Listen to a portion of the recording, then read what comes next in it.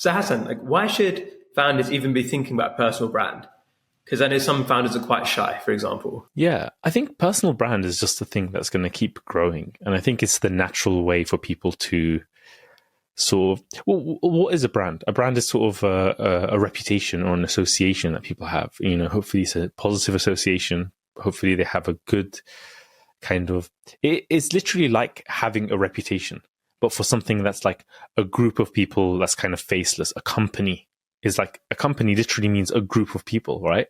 And the point of a company is that it exists. You can replace the people, the company will still exist. That's the idea of having sort of a separate entity. But I think the personal brand thing is just huge. And we've all seen it. We've all seen how the most, like, we're moving away. I think there's this thing about the 20th century where it was about big brands because it was all about economies of scale. It was all about like factory and assembly line production. And so it was all about the brands. And I think we're moving away from that now to people. And you see that in that, even for example, Tim Cook has more followers on social media than Apple as a company has. And people are more interested in him. And this is Tim Cook, not the founder, not super charismatic guy. No one, I don't really hear people raving about Tim Cook, right? Because he you know what I mean? So, but he still has more followers, let alone people like Elon Musk, you know, more followers than Tesla or SpaceX, let alone, I don't know, think of anybody else. Any big kind of names nowadays, it's more about the people. And brands will still exist as companies, and that's still valuable to build. We're not taking anything away from that. But there's something, people would love to hear the story. So even if you have a brand, people like to know the story of the founders. They like to connect with the people behind it. And oftentimes the story of the company is the story of the founders. You know, that's the key. It's like, how did the company get here? Well, the founders had this idea. They were facing this problem. They had this insight, and they decided to do this. So, yeah, I really think that personal brand is just going to keep growing more and more based on the social media kind of world that we live in. That's only going to become stronger. I think more people, more CEOs are going to start to become more and more outspoken and develop and build their personal brands because it's just a very, very valuable way to get attention. It's a very, very valuable way to get attention for free, pretty much. Yeah, like think of the other example comes to mind is Richard Branson, who was very early into the personal branding game. He's much more well-known than Virgin is, right? And it's key. And he's always used it as a clever way to get media, to get attention, even before the, you know, social media and all of that. I think you've built your own personal brand in many different ways, right? So you've obviously got your book, you've done a podcast in the past, you've got newsletters, you've got your writing, you've got guesting on other people's podcasts like this. There's so many different ways to go about it. I think that overwhelms a lot of people. And let's say somebody listening now is a founder, they're quite early stage in their business. What's maybe the first steps they should start thinking about before they start trying to build their personal brand? The first steps to think about, I think personal brand is mostly about content marketing, right? We call it content marketing, but it's about content. It's about writing stuff and sharing it. Like a tweet is content. You know, a LinkedIn post is content. A book is content. A video, everything is content, whether it's just an interview you're doing and it's off the cuff, or whether you've pre-planned it and you had copywriters work on it or whatever. Ultimately, it's going to come from content. And content, when you're copywriting, what you have to think about is, who's it for? What am I trying to say? What are the values here?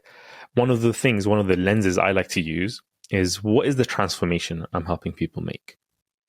What's the transformation my company helps people make? Helps them get from A to B. My company helps people get from A to B, my startup. Okay, what is A and what is B?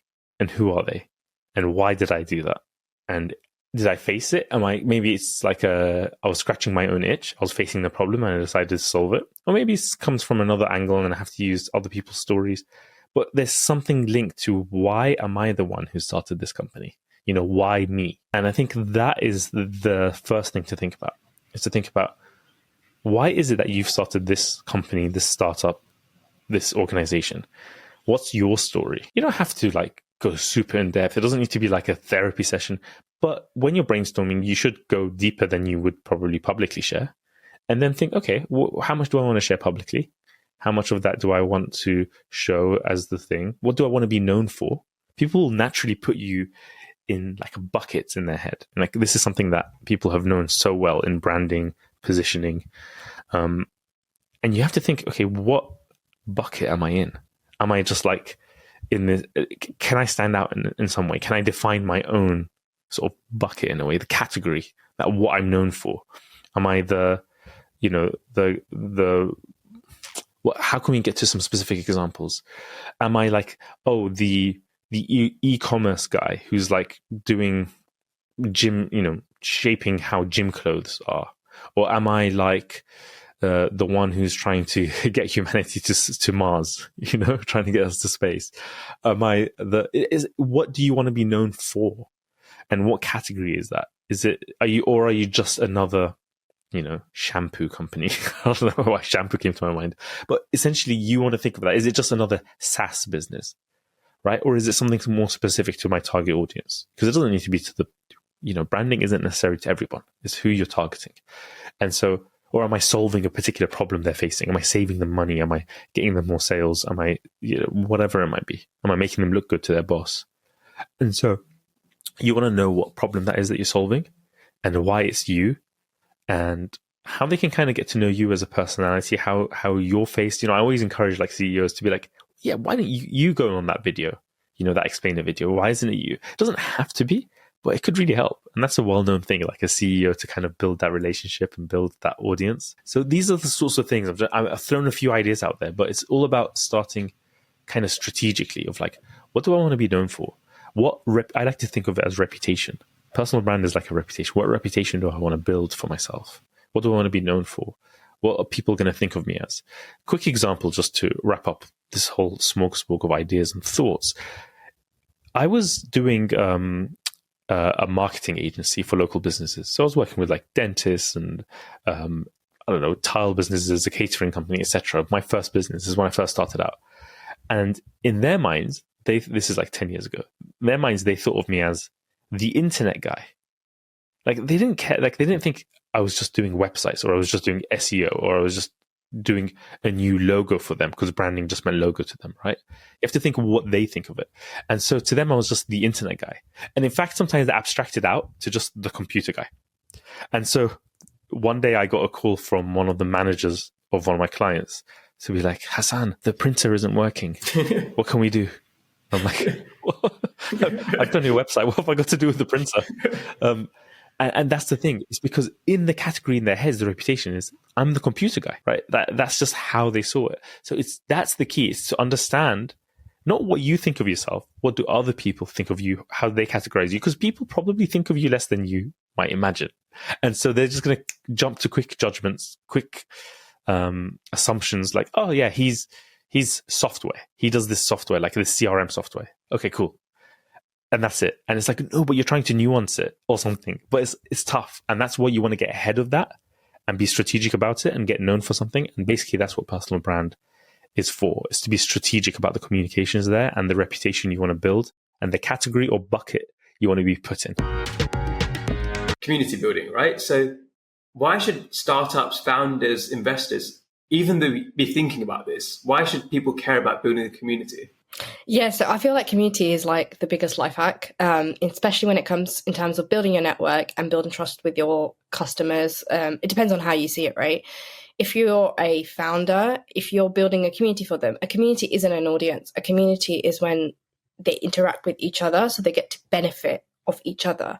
An example of that is, if I talk about it from a product perspective, there was a time when I was freelancing for this, it was like a parent app for them to give away like goods in the Hackney area. It was launching in the Hackney area. That's really beneficial, right? Because and the way we did that was very hands-on. We literally went to London Fields. We literally like speaking to parents. Then we brought them in together so they can start speaking to each other. And then it's like, oh, there's now an app. And actually that building, then that real life community then translates to like app community. But then on the flip side, there's like, obviously, like the types of community building I do is very specific to like, I guess, the professional workplace. So Mazamit Makers is the Muslim in tech community. The reason why I say it's the biggest networking hack, I set this up 8 years ago. I am known. Like, people know who I am. People know what I do, because ultimately I built this platform where people get to connect. And people think I'm extroverted, but I'm not. like I am the awkward turtle in a network in a networking situation, because I find it really hard to actually go people and introduce myself. But because people already know me, or because I'm the one introducing the panel, people will come up to me. So it's great. Like I don't have to do that hard bit, because actually people already know who I am. And I think like there's just so much like goodness in like just building like that platform, because being like a connector and being like connecting the dots, it's almost like the results are never instant when it comes to community building. It pays dividends over time, but ultimately it's like building all of that. It builds trust. I think trust is probably, I would say, is number one reason of like building community, is you build that trust within like your group. Let that be your customers, let that be kind of your professional workplace, wherever it is that you're actually like building that community, is that people like actually start to trust you, and people start to trust other community members, and then off the back of that you actually like build it together. And I think what's interesting as well is that many people like the idea of a community, but a lot of these people have actually done it successfully and well, right? So what are some of the things that you think that when people are new to community building, they often get wrong, and you think that maybe you can help adjust their mindset there? Yeah, specifically. So I normally talk about this from like the 5 C's, which the way I see it, it's almost like create. Like actually, if you're looking to create, like why are you looking to create it, and what kind of community are you looking to create? Because people don't realize that communities come in different types. So there's things like communities of practice, which are very specifically around kind of skill swapping, etc. So for example, when I worked in government, it was product manager. I used to run a product manager and delivery manager, and that's a community of practice. It's around a profession. Then you might have communities of action, which might be protests, or a community of consumers. So you got to really, first of all, specify what type of community you're doing, because that type of activity you're going to do is going to like differ. Then when you're thinking about connecting, it's all about, okay, it's user personas. Is you literally got to think about your community member as a user persona. Like, who are they? What problem are they facing? What do you need to do? And then you kind of like take it from that. And then I would say, like, with collaboration, again, you've just got to again think about who you're going to collaborate with. But the two things that I would say is, like, it's really important to care about your community. I remember when all the Web3 NFT hypes came, right? And all of a sudden people were creating all these communities. As somebody who's a community builder, I was like looking in and being like, people are just doing this to make money. People were just creating all these NFTs, then creating this Discord community. And I asked recently in an NFT group I'm part of, like, what's happened to these communities? And it was interesting because it was a learning thing, as being that some NFT communities are actually doing quite well, like Manchester United, for example, who created an NFT for like their kind of fans. But then those people that like did it for just like money and hype, that like created random like monkey pictures and then whatever it was, you know, art things. They've all pivoted to AI, right? Yeah, and it's that thing, like, so care, I think, is very important, because if you don't care about your community, you're not going to be consistent, which is, I guess, the last C. So you really have to really care about your problem and like care about what you're solving for, right? And care about that community. I think when people are first trying to set up a community, that initial layer of like, how exclusive do I make it, is really tough to decide, because you see so many people trying. So for example, there's people trying to be general founder communities, right? And yes, founders is a subsegment, but do those people have enough in common with each other to have that tight bond? And if they don't, then are they going to stick around? Are they going to have that loyalty? So let's say somebody's trying to set up a community which is related to their company. So let's say you get a lot of people, for example, they've got a fintech, they're trying to set up a fintech community. How wide do you go with that? Like, how would you go about starting those first steps for a new community? How do you think about who to exclude and who to include? Yeah, so I'd say really, it's, again, it comes down to, there's got to be alignment, right? So again, like if you're creating, like, I don't know, a fintech founders community, that in itself is great because you're already nailing in, right? It's very specific to the fact of you're a founder, but you're in the fintech space. Great. Okay. Now, is it general? Is it anyone from any stage? Could you be MVP? Could you be pre-idea? Could you be Series A? Or actually, do you need to nail in further and be like, this is a fintech founders community for people who are kind of very early stage? Great, early stage, boom. Okay, now it's even more specific because actually all those people are on a very similar journey. So actually they're more likely now to bounce off each other, right? That's not to say that those people can't learn from Series A people. And like I said, those people can be brought into the community at specific times. Let that be an event, let that be etc. But that doesn't necessarily mean they're the people that need to be inside the community in terms of the chat or whatever it is, etc. And again, those people are probably too busy anyways for the community, right? So again, you've got to be very kind of specific. So it's like, okay, cool. Now you've kind of really specifically nailed down that on that. Okay, is there another subset? Or maybe it's a Sharia compliant fintech community or something like that. Great. Okay, now it's another layer in the sense of, okay, actually, are you working in the fintech space and you're trying to make your product Sharia compliant? Great, that's another layer, right? So it's again, it's just really kind of really nailing in. And I always say, right, so even though what I'm saying, I'm going to now contradict myself. I say start a community selfishly, because what's the benefit to you? Because if you're going to benefit from it, you're more likely to stick at it. So yes, community work is selfless, but actually it has to start selfishly. And if it starts selfishly, you're more likely to stick at it, which then leads to the selflessness, if that makes sense. So that's kind of how I often see it. And like I said, when people come to me, it's like, but why? Like, why should this thing exist? And why should you be the person to do it? And why do you want to do it? And if it's a simple answer of, yeah, I just think I can monetize this thing and I can do it, it's not going to work. It's not good. People are going to see through that. People are going to see through that. People are going to know you're not genuine. We hope you're enjoying the episode so far. We just want to give a quick shout out to our headline partners, HSBC Innovation Banking. One of the biggest challenges for so many startups is finding the right bank to support them. Because you might start off and try to use a traditional bank, but they don't understand what you're doing. You're just talking to an AI assistant, or you're talking to somebody who doesn't really understand what it is you're even trying to do. HSBC have got the team they've built out over years to make sure they understand what you're doing. They've got the deep sector expertise, and they can help connect you with the right people to make your dreams come true. So if you want to learn more, check out hsbcinnovationbanking.com.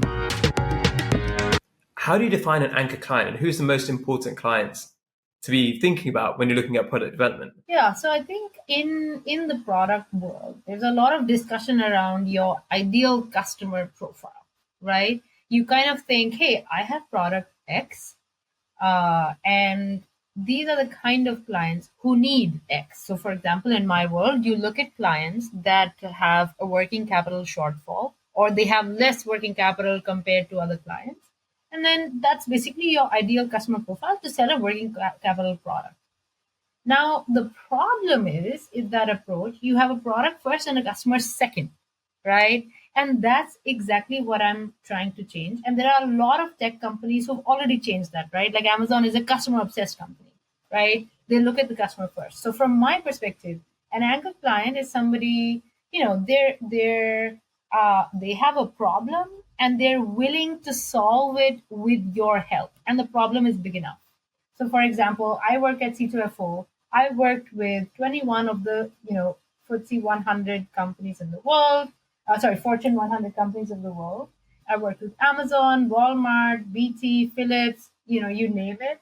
And there are so many clients where people at those organizations are super frustrated with a certain problem. They might not be able to solve it, but we can solve it because of our technological know-how, our maybe connections with the bank, because we work at a fintech. And with those clients, you know what? It's so exciting to go on the journey of discovering the problem, right? And then you can go away. You could say, okay, I have a client who's super interested, motivated, they want to solve a problem. This is the problem they want to solve. Then you go do your business case in the back end, right? I'm not saying the anchor client means it's your entire market, right? But it tells you about an interesting problem people are super passionate to solve.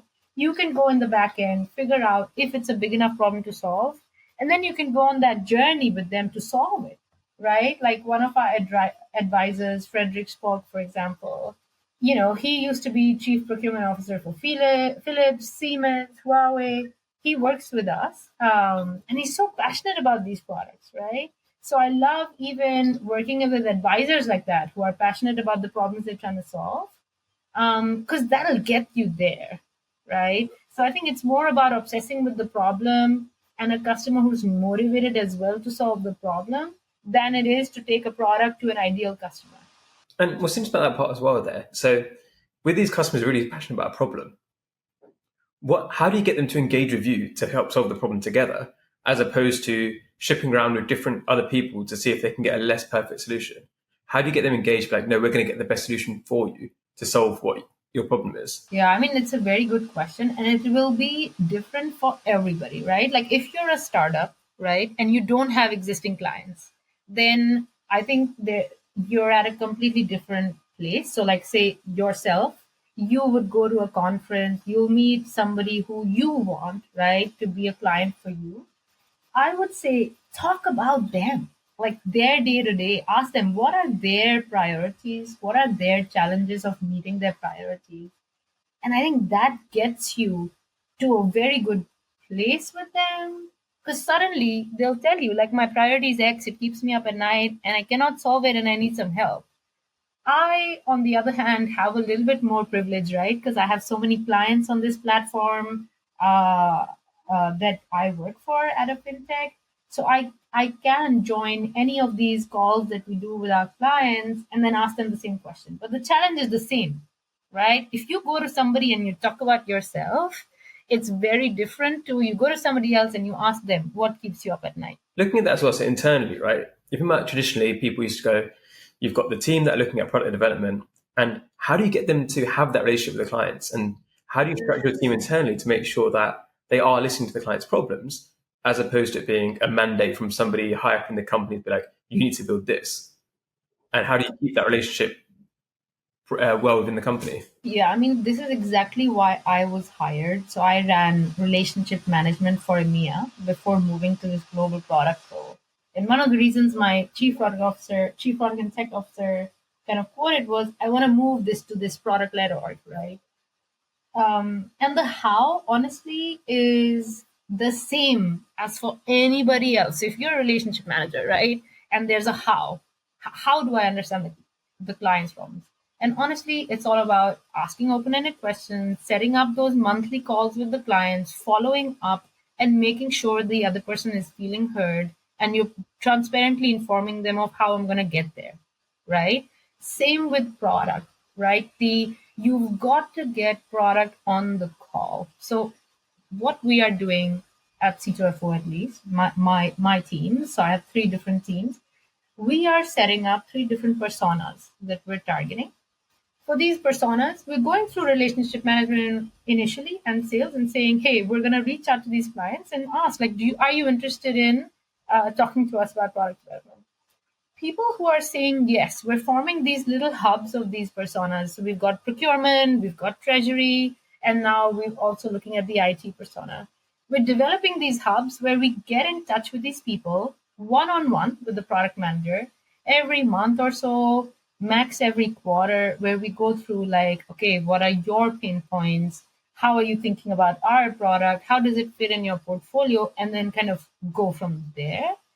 But the most important thing here is you have to hold the relationship. I don't think you can rely on somebody else having that relationship, which a lot of banks are structured this way. So the bank has a relationship manager, right, who's responsible for bringing on a call different product people. And I think, I don't know, I don't love that way of working. I understand the need for it because at scale, you really do need somebody holding the account's best interest at heart. You can't just like bombard an account with 10 different things. So that has to be looked after. But the key, I think, from a product perspective is having direct relationships. So Anand, great to talk to fellow podcaster on here. And obviously you've been building your podcast for quite some time now. What's been the point of that for a business, right? So why should business people consider even going into podcasting? The interesting thing for me, and I'll set that precedence now, is like I started a podcast purely out of a huge interest that I had, and I did it over lockdown. And then over time, as I've niched, my business has come up. But obviously there'll be people listening who will be, okay, I've got a business. Now I'm thinking about podcast. And a lot of it in the beginning, I'll admit, I didn't understand the scope of how, I don't know if powerful seems like a cliche word to use, but it can be in like both a personal and professional sense. So even if people are like kind of juggling between both, there's huge values on both sides. But on the business side, it's one of the best marketing tools you can think of, right? So I think the type of people, especially if you're a founder or a small business, depending on the studies, there's like 50% of founders or SMBs owners who actually listen to podcasts. So if you're targeting that kind of audience, you will find them in the podcasting space, because generally these are people who are interested in growing themselves or interested in growing their business, and podcast becomes a great way to find that kind of information while you're on the go in a busy lifestyle, because you're not forced to sit through a 1 hour seminar, or you're not forced to sit and watch a YouTube video. You can be like, okay, I'm in the car, or all right, I'm I don't know, cleaning my room and I haven't got enough time. Let me just listen to something. So you're automatically being able to go into a platform that is targeting probably the people that you need. And medium-sized like business workers or owners, the number actually grows. So the higher you get in the SMB space anyway, you're actually reaching more of those guys. So marketing-wise, yeah, it's been an excellent realization that it's not just a place where people listen to stuff like Call Her Daddy. No disrespect to that. It's great. But that's, you'd think that, okay, am I going to find the right people here? And you definitely can, because the podcast opens the door for any type of subject conversation. You mentioned how the podcast led to your business idea. Can you tell us more about that? So how did the experience of interviewing people lead to ideas and customer research that could then create a company? Yeah, it's a really good point. And it's a really nice or like serendipitous time that you're asking this, because I started the podcast in 2001 without a clear vision of where it was going to go. Something that I wouldn't recommend to someone, but it's also to make the point that you can do it this way. If you're starting off with like, yeah, but I really want to do a podcast because I have something that I want to share on a stage that could potentially, and I put that word potentially, reach a lot of people. But because I was collecting people's personal family history and the impact that's had on how they then grew up and what they went on to do, there were a lot of like indirect things I realized about myself and about the commonalities that you see between guests. And that was firstly by like understanding that generational journey that your family have been on. It helped people build a appreciation for the things that they've been through, and also how some things like the concept of risk and entrepreneurship has always existed, but it's changed. So a lot of people, they come from backgrounds where their parents or grandparents moved country because they were taking a risk, or, they had an entrepreneur mindset because they wanted to provide a better life for their family. Because that's happened, a lot of the people I speak to, and of course, a lot of the time we're speaking to people who it's worked out well for them, but they are able to take their own risks because their family took a different set of risks that set them up for a life where it's like, okay, I don't need to worry about fending for my children, where it's like I need to leave country to do it, but I can now look at things that are going to create a positive impact on the world, right? So I can now leave my job and then put the money that I've saved up into starting a climate change business, because I really strongly believe about climate change. So when those kind of stories of how much people understand about themselves and their identity and why they should now have an appreciation and a determination to be like, I'm going to go on and serve my own family legacy well by doing what I really believe in, it made me realize that the podcasting itself, it was one way of doing these conversations, but I wanted to now scale that through something like a tech platform, which again, the more I heard guests talk about starting a tech platform of their own, I'm like, man, I really want to do this. So then I thought, why not create an app that encourages people to collect these family stories themselves rather than coming on a podcast to do it? Because at the end of the day, there'll be certain things in their family journey that they probably want to maintain within their family, right? To then share with, I want to hear from my grandparents because I want my grandkids to hear it. I don't necessarily want to tell Anand the full details in a 1 hour episode that's going to shoot out to his audience. So then that led to create Lifetimes, which is encouraging people to collect media, either in the form of audio, video, or pictures, store it on a family timeline and preserve it. So yeah, their grandkids can know something about their great granddad that we didn't have the opportunity to know it. So again, if you asked me a year ago, if you were my like business mentor, you could have probably helped me figure out this idea. But if you're like, oh, hey, you're gonna create a tech platform, I'd be like, no. But then just naturally over time, I'm like, okay, this idea just kind of formed because there was suddenly started to be some like indirect benefits of my conversations that were enlightening me to go on that journey. Have you got any final words? Yeah, thanks so much. Probably just speak to people, man. You know, like podcasting is obviously super powerful in making social connection. But, you know, back to that whole point I said about, you know, growing your network that increases your surface area of luck. Just go out, speak to people. I know it can be daunting, and I don't want to go down the rabbit hole of the whole loneliness epidemic since COVID, but founders can be some of the loneliest people. And every conversation doesn't have to be a, what's my ROI with that person? Just being able to maintain that like emotional uplift of speaking to people it helps people going. It helps like keep away disease and all the fun stuff. But just speak with people. It's great. Thank you for watching. Don't forget to subscribe. See you next time.